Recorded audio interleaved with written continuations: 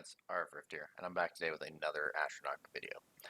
Today what I'm going to be looking at is an intro to comps video where I'm going to be taking a look at 3 comps that are pretty viable, and then I'm going to take a moment to dive into one comp in particular, where I'm going to be talking about the items, the abilities, the route priority, and the elite priority. So, without further ado, let's take a look at this. So the 3 comps we're going to be looking at today are Filiburn, Zerk gonna give it to you, and Oh He Bleeding. And yes, I spent far too much time trying to think of cool names to call these comps. So, first one we're going to talk about is Filiburn. Now, Filiburn is a comp that uses units that we get right off the bat. Now, these you have to unlock, which is awesome. And the big priority that it's working with, or the synergy, sorry, that it's working with, is that the Pyromancer and the Cleric both apply burns that the Pyromancer can then proc. This will help you clear through Act 1 with no real problems. Sometimes you might run into an elite that gives you some issues, aka the Ancient Time Golem, but we'll get into that a little bit later. So, I have these organized in pick priority, so you're going to want to grab the Cleric first, then the Paladin, and then the Pyromancer. Your next pick is going to be Frostmancer, and then last but not least, the Assassin. The Frostmancer works because you're going to probably be grabbing Frost items because they work out so well, and they stack extremely nicely. If for some reason you don't have any Frost items because you just haven't been able to find them, you can always grab another unit such as the Juggernaut, or you could even grab another kind of DPS unit, or you grab like the Roundin or something like that. The Assassin works out really nicely because of the fact that the Assassin is a hidden unit, so you can put him off as your 5th unit, chilling on the side lane, and he can just dump out as much damage as possible, as well as hold kind of any item that you have that is good, but doesn't really fit on your other units. Zerk gonna give it to you is a cool comp because of the fact that it builds off of having kind of, once again, one main DPS unit, but you want to get the Berserker to be attacking as fast as possible. So the Berserker is your main damage, and he's also your first pick. The Druid's an awesome unit because of the fact that he's going to turn to your healer / tank, and then you can use the Ranger where you can turn the Ranger into a tank or into a DPS unit depending on how your items are going. You'll notice I have the Juggernaut or the Frostmancer as a pick here because either one of them can be used depending on your items. Kind of like I mentioned earlier, it depends on what you have with items there. And then the Assassin on the back line. Assassin's going to be your last pick almost every time because he's hidden. You can just leave him by himself. He's not going to get nuked. And that way you don't have to split your team comp up. Last but not least is Oh He Bleeding. Now, Oh He Bleeding is a little bit funny. A little bit different. The goal of this run is to like stack as much bleed as possible as the round makes people bleed.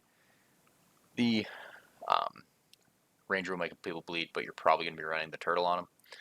The Bard makes people bleed. Fiend obviously works, and then the Assassin once again as your last unit. So these are all just, once again, take them with a grain of salt, but these are the comps that I've had great success with. So today what we're going to be doing is I'm going to be diving farther into Filiburn, and I'll be talking about some of these other comps in later videos. So for this comp with Filiburn, we're going to be talking about the items for the general idea of it, the items for specific units, the ability orbs, and your kind of ancient item priority. So for the general idea here is you're going to want 80 mana and armor. Early on, that's what you need. You're then going to be wanting to aim to pick up any frost that's possible. If you see it, grab it. And the big thing is to make sure you do not overstack your mana. If you're someone who's sitting there stacking up a whole bunch of mana, it is going to cause some issues because it only helps your first cast. So if you're someone who's got 500 mana stacked on the Cleric, it only makes him insta-proc his first cast. It doesn't help him anymore in regards to casting again. So, a couple things we want to talk about. The Cleric, he's going to be your secondary tank, and you're going to want to focus on mana, health, and armor. Now you're going to notice I have 3 items here for him here, and then the rest of the units kind of drop off. The reason why I did that is because the Cleric is one that his items are a little more stingy and a little more straightforward. You're going to want either to grab the Symbiote. That was supposed to be an arrow pointing the Symbiote. I don't know what happened. The Mana Spring Amulet or the Brain Sage. Now, technically, if you're someone who's running the Symbiote, just take the Symbiote over the Brain Sage. It's not super great. Symbiote will make him cast way faster, and the Mana Spring will let him get the mana back as fast as possible. The Paladin, you just want armor, armor, armor. If you can get more armor, if there's a chance that the Paladin had 4 item slots, you'd still put armor on him. Don't underestimate the Noble Ward. This guy can literally save you runs because of his negate. It'll get you through the first act, no problem. And then you grab frost shells because you'll be stacking frost. If you can get 2 of them, do it. It's worth your time. The Pyromancer, he's your main DPS, so you're going to want attack speed, especially the burn sword. I forget the exact name of it right now. You want this on him because it adds another burn with his attacks, so he'll proc that with his ultimate, or his active ability. Fionier's Bane is also super good because it applies frost, which if you already have, a frost shell, it'll help you make your paladin thicker while doing damage. Then for the Frost Mage, he's your control, so you're going to want man on him. The Tundra Amulet is amazing because of the fact, once again, it applies frost, and the Lich Traps will help him get through and cast faster. This works because he casts a stun. If you don't get the Lich Traps, it's not a huge deal. Last but not least, the Assassin here. This guy, he, as I mentioned earlier, just holds any item you need. If you have any sort of legendaries or any sort of upgrade items that you picked up along the way, slap him on the Assassin. He's good with basically anything, mainly because he just gets to stand in the corner and throw damage. So that's awesome with him. The ability orbs, you can take this with a grain of salt. This is what I prioritize. Blue orbs, you're going to want to upgrade the passive of the Pyromancer first. If you get a couple with the Frostmancer, or if you get a couple blues in Act 2, just slap them straight on the Frostmancer. This will help Frost apply faster. When it comes to the red orbs, once again, take it with a grain of salt, but I'm always going to do my healing first. I always want the cleric to be big and throwing out heals like it's Christmas Day, and then the other ones can follow. You could argue that you want to get the paladin to be pretty large because you want the shields. It depends on you. If you're thinking you need more shields to be tankier, slap one on the paladin if you need. Last but not least here is the ancient items. Now this is ancient item priority. You can change these up if you want. It also depends on what you get from your boss fights. But always take the Maiden's Mirror because the Maiden's Mirror lets you heal even more on the cleric. You want to grab the Regala and the Scimitar if you can. If you can take both these fights both these in Act 2, grab them. These are perfect because all of a sudden now your cleric is just huge with the Regala, and the Scimitar can make your either Pyromancer or your Frostmancer spit out a whole bunch of damage because their attack damage and attack speed are set at a certain amount. Then the rest of them are kind of, if you get them, you get them. If you don't see them, you don't see them. Avalanche works out nice because it got buffed. It's super good now. It'll deal a whole bunch of damage if you have 10 Frost, which you will definitely have with this build laid on. Scourge of the Waste, Nebs, and Final Bastion, these are all just if you run into them. Scourge because it works nice with the Assassin. He attacks a bunch of times, applies debuffs. Nebs works with the Cleric if you need, not super great if you don't need it. And then the Final Bastion, this works with the Paladin if he's only going to be your single tank, but that's up to you. So this is a quick look at the items here, ladies and gents. If you want me to go more in depth next time, please let me know. So ladies and gents, for the tips here, or the route tips, what we're going to want to looking at for Filiburn is a few things. Act 1, you're going to want to stay in the caves in the woods. They're okay. These fights will work for you. There's none that will actually ruin this team early on, and you'll be okay. I will recommend you stay away from the ancient ruins up top. That is not a good time because of the fact that you're looking to get your casts off and you need the burn plus the heals, and most units have some sort of negate or things like that.